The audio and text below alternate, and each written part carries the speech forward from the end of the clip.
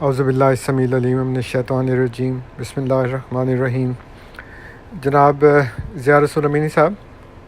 آپ جو ہتھ کنڈے استعمال کرتے ہیں نا، انہی کا الزام مجھ پر لگا رہے ہیں، اور جس طرح چور بھی چور چور کا شور مچا کر لوگوں کی توجہ خود سے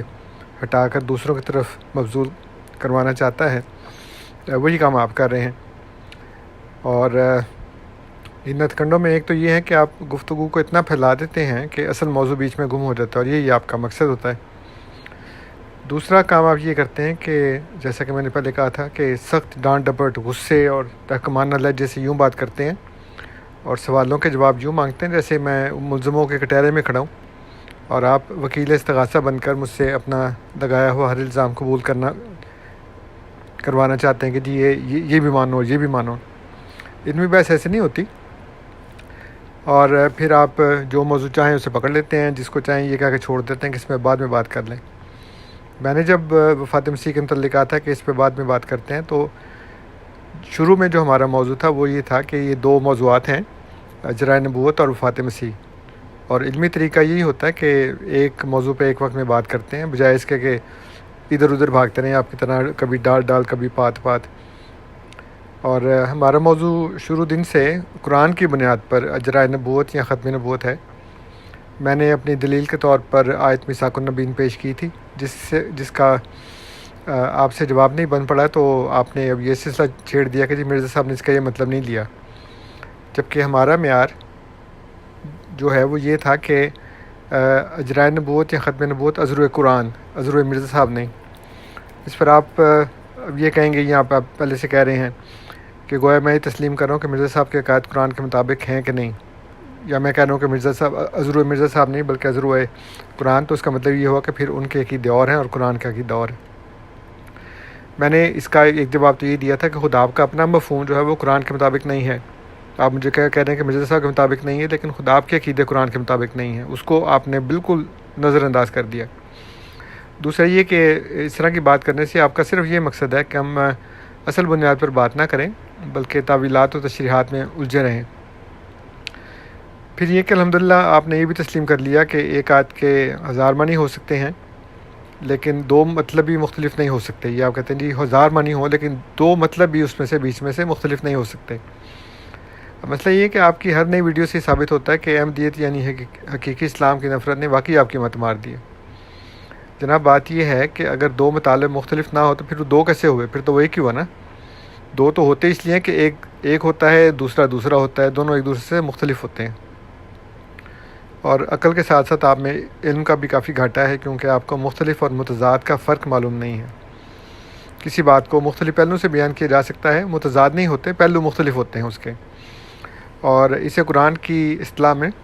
تصریف الآیات کہا جاتا ہے۔ جیسے اللہ تعالیٰ فرماتا ہے کہ انظر کیف نصرف الآیات، دیکھو ہم آیات کو کیسے پھیر پھیر کر بیان کرتے ہیں۔ لیکن آپ تو عقل اور عام علم کے ساتھ ساتھ قرآن کے علم سے بھی کورے ہیں۔ پھر آپ نے کہا کہ مرزا صاحب نے مصدق رسول نبی کریم صلی اللہ علیہ وسلم کو قرار دیا ہے، لیکن آپ یہ نہیں جانتے کہ ایک تو انہوں نے اپنا آنا خود نبی کریم صلی اللہ علیہ وسلم کا آنا قرار دیا ہے، لہٰذا میری اور ان کی تشریح میں کوئی تضاد اور اختلاف نہیں ہے۔ دوسرا یہ کہ بہت سے مفسرین نے جو آیت ہے هو الذی ارسل رسولہ بالہدی ودین الحق لیظہرہ علی الدین کلہ، اس میں اس رسول سے مراد حضرت عیسیٰ علیہ السلام لیے ہیں جن کے دور میں غلبہ اسلام ہوگا، اس لیے ذکر کسی اور کا ہونا اور مراد کسی اور کا لیا جانا یہ بالکل جائز ہے، جیسے کہ اس حدیث میں ہے، اس آیت میں ہے تیسرا یہ کہ حدیث کے مطابق کیسر و کسریٰ کے خزانوں کی چابیاں جو تھیں وہ نبی کریم صلی اللہ علیہ وسلم کو دی گئیں، لیکن وہ خزانے اپنے ملکوں سمیت حضرت عمر کے دور میں حاصل ہوئے، اور ایک حدیث کے مطابق، روایت کے مطابق، حضرت ابو ہریرہ رضی اللہ تعالیٰ عنہ یہ کہتے ہیں کہ اے مسلمانوں، یہ وعدے نبی کریم صلی اللہ علیہ وسلم سے کیے گئے تھے، لیکن تم ان سے اب فائدہ اٹھا رہے ہو، نفع اٹھا رہے ہو۔ اب میثاق النبیین والی آیت کے متعلق عرض ہے کہ آپ نے تفسیر ابن کثیر سے حضرت علی اور حضرت ابن عباس رضی اللہ تعالیٰ عنہم کا حوالہ پیش کر کے یہ ثابت کرنے کی پرفریب کوشش کی ہے کہ گویا اس آیت کے متعلق تمام صحابہ کرام کا یہی عقیدہ تھا، اور کسی بھی تابعین میں سے کسی نے، تبع تابعین میں سے کسی نے، اور مفسرین میں سے کسی نے اس سے مختلف کوئی بات نہیں کی۔ آپ کے اس دھوکے کی کلی کھولنے کے لیے میں تفاسیر سے چند حوالے پیش کر رہا ہوں، جن سے واضح ہوتا ہے کہ دیگر صحابہ کرام، تابعین، تبع تابعین اور مفسرین حضرت علی اور حضرت ابن عباس رضی اللہ تعالیٰ عنہم کی اس تشریح سے اختلاف کرتے ہیں۔ یہ پہلا حوالہ جو ہے وہ تفسیر الوسیط سے ہے، جو طنطاوی کی ہے۔ اس میں دو گروہوں کا اس آیت کے متعلق مختلف مفہوم رکھنے کا تفصیلی ذکر ہے۔ پھر دوسرا حوالہ در منصور سے ہے، تفسیر در منصور سے۔ اس میں بھی دو گروہوں سے دو مختلف تفاسیر نقل کی گئی ہیں اس آیت کے متعلق۔ تیسرا حوالہ جو ہے وہ تفسیر مزری سے ہے۔ تفسیر مزری جو ہے وہ اس میں بھی یہ بتایا گیا ہے کہ جو مختلف گروہ ہیں ان کی مختلف اس کے بارے میں آراء ہیں۔ یہ قاضی ثناء اللہ پانی پتی صاحب کی تفسیر ہے، اس میں بھی یہ بات کی گئی ہے، مختلف اقوال نقل کیے گئے ہیں۔ اور پھر خود قاضی ثناء اللہ پانی پتی صاحب نے حضرت علی کی بجائے حضرت ابن عباس کے قول کو ترجیح دی، اور اس میں یہ بتاتے ہیں کہ حضرت ابن عباس اس آیت کے متعلق کچھ اور کہہ رہے ہیں اور حضرت علی کچھ اور کہہ رہے ہیں، اور وہ کہتے ہیں کہ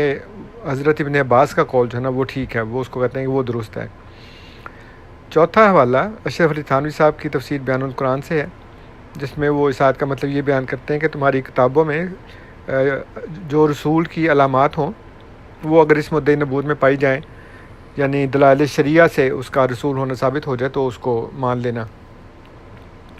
پانچواں حوالہ محمد ادریس قادری صاحب کی تفسیر معروف القرآن کا ہے۔ اس میں بھی صحابہ کرام کے اور تابعین کے دو مختلف اقوال بیان کیے گئے ہیں اسی آیت کے متعلق۔ اور چھٹا حوالہ مودودی صاحب کی تفہیم القرآن سے ہے، جس میں وہ رسول کریم صلی اللہ علیہ وسلم کو مصدق رسول قرار دینے کے بجائے یہ کہتے ہیں کہ امتوں سے یہ عہد لیا گیا کہ جو بھی نبی تمہارے پاس موجود کتاب کی تصدیق کرتا ہو، اگر وہ آئے تو اسے مان لینا۔ لہٰذا اللہ تعالیٰ کے فضل سے یہ ثابت ہو گیا کہ اس آیت کے متعلق صرف وہ یہ قول نہیں ہے جو آپ نے دھوکہ اور فریب دیتے ہوئے پیش کیا، اور تاثر یہ دیا کہ اس قول کا انکار صحابہ کا انکار ہے۔ تو اگر ایسا ہو تو پھر تو یہ انکار پہلے بھی لوگ کر چکے ہیں، جیسے وہ فارسی میں کہتے ہیں نا کہ گریں گناہیس در شہر شمانیس گناہ تھے، اگر یہ گناہ ہے تو یہ تمہارے شہر میں پہلے سے ہو چکا ہے۔ تو اس گفتگو سے ایک بات تو بالکل واضح طور پر سامنے آ گئی ہے کہ آپ مساق النبین والی میری دلیل کا جواب دینے سے مطلقاً عاجز آ چکے ہیں۔ اب آپ نے اس ویڈیو میں یہ کہا ہے کہ آپ کے نزدیک نبی کریم صلی اللہ علیہ وآلہ وسلم پر نبوت مطلقاً ختم ہو چکی ہے، 1,24,000 پیغمبر میں حضور شامل ہیں اور ان کے اوپر آ کے یہ تعداد پوری ہو گئی ہے، اور آپ یہ کہہ رہے ہیں کہ یہ آپ کا عقیدہ ختم نبوت ہے کہ حضور صلی اللہ علیہ وآلہ وسلم کے بعد اب کسی کو نبوت نہیں دی جائے گی۔ چونکہ ہماری گفتگو کی بنیاد یہ تھی کہ قرآن کی بنیاد پر بات کریں گے، اس لیے آپ ذرائع کرم ہماری طے شدہ شرط کے مطابق اب ختم نبوت کا یہ عقیدہ قرآن سے ثابت کیجیے، اور قرآن کی کوئی آیت بتائیے جس میں لکھا ہو کہ نبوت جو ہے وہ ختم ہو چکی ہے اور اللہ تعالیٰ اب کسی کو بھی نبوت نہیں دے گا۔ اور جو حکم والی بات تھی وہ کہ اللہ اور رسول صلی اللہ علیہ وسلم کے متعلق کہ وہ دو نہیں بلکہ ایک ہی حکم ہے، وہ میں نے ویڈیو بنا کر اپلوڈ کر دی ہوئی ہے، آپ شاید دیکھ لی ہوگی، آپ نے اس کا شاید جواب بھی تیار کر رہے ہوں گے، تو اس کا پھر جواب دے دیں اس ویڈیو کے بعد جو میں اب بنا رہا ہوں۔ اس کے بعد صحابہ کرام کی پیروی کے متعلق میں ایک اور ویڈیو بنا کے، جیسے میں نے آپ سے وعدہ کیا تھا پہلے، تو ایک میں نے بنائی ہے کہ قرآن مشترک ہے کہ نہیں، دوسرا یہ کہ نبی کریم صلی اللہ علیہ وسلم اور اللہ دو حکم ہیں الگ الگ یا ایک ہی حکم ہے، وہ میں نے اپلوڈ کر دی ہے۔ تیسری میں انشاءاللہ ایک آدھ دن میں یہ بھی بنا کر صحابہ کرام کی پیروی کے متعلق اپلوڈ کر دوں گا انشاءاللہ تعالی العزیز۔ اللہ تعالیٰ آپ کو سمجھنے کی توفیق دے۔ وما علینا الا البلاغ المبین۔